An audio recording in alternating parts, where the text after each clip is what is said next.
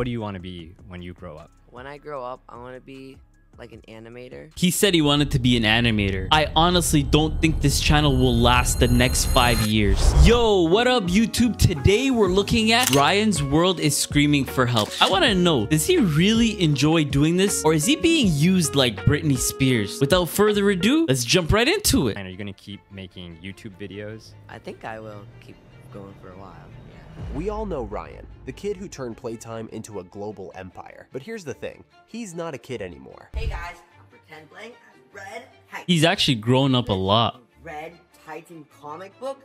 I ain't never heard of Red Titan, but I heard of Teen Titans. Back when this started, Ryan was just having fun. Now, he's raking in millions. Or I would rather say billions. Wow. Yes, billions. You're on track to be a teenage billionaire doing YouTube. Most people don't even see $1 million in their lifetime. The fact that he managed to do that at his age is just madness. Bad for a kid who just wanted to play with toys, right? I wanted to show you this graph of your viewership, and it shows that like in the past year, like according to Tubular It's Labs, just your going views have gone up. 37% month over month.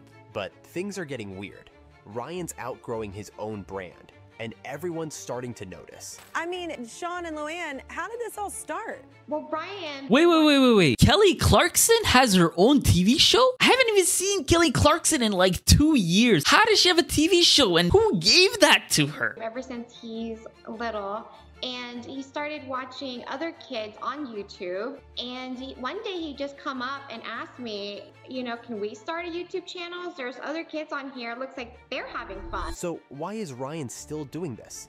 Is it for the love of the game, or is something else? That's what we're here to find out. Ryan's been in the spotlight for most of his life, and while it started as a fun experiment, things have changed. The playful kid who just wanted to review toys is now a teenager, and the content that once felt natural is starting to look a little out of place. It's starting to look a little out of place because he's a teenager who's doing toy reviews. Most people who play toys are typically children, not teenagers. He was only 6 when he earned his first million.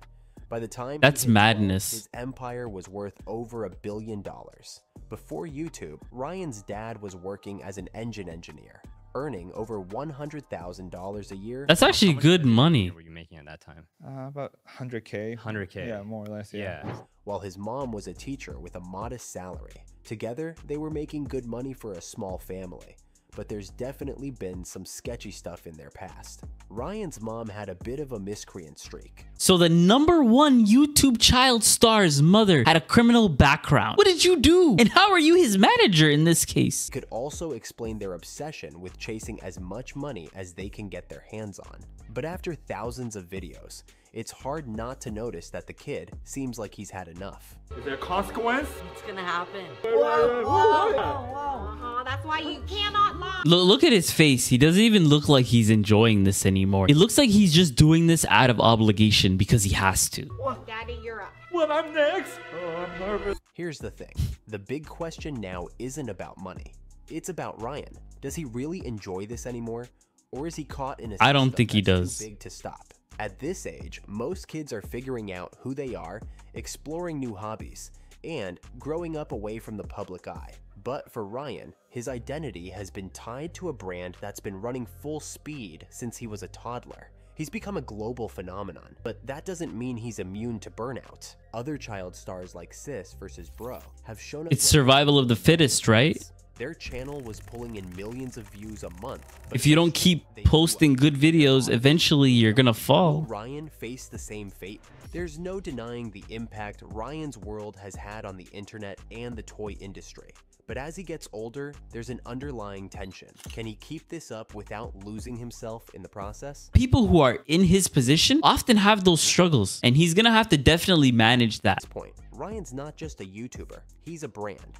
There's merchandise, TV shows, and sponsorships. Ryan's world is a multi-million-dollar machine that involves his family, his team, and countless business deals.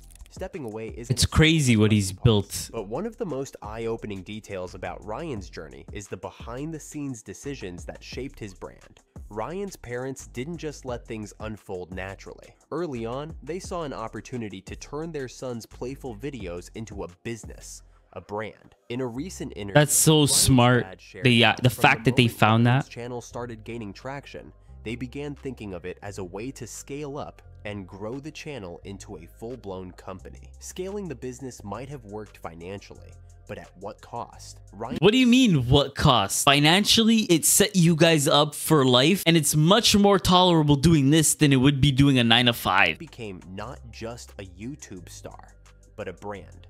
A living, breathing entity that needed to keep producing content to stay relevant. And here's where things get complicated.